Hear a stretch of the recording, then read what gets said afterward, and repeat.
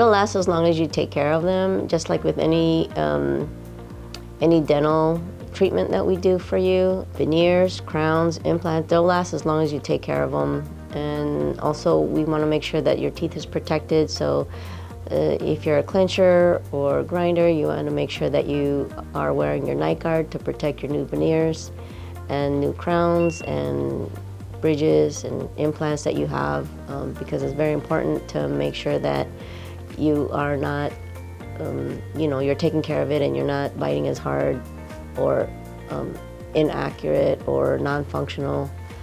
as you're not supposed to. So that's how it's gonna last long, when you take care of it and making sure that you come in like every 3 to 6 months and maintain your teeth, and we make sure that you are maintaining it properly.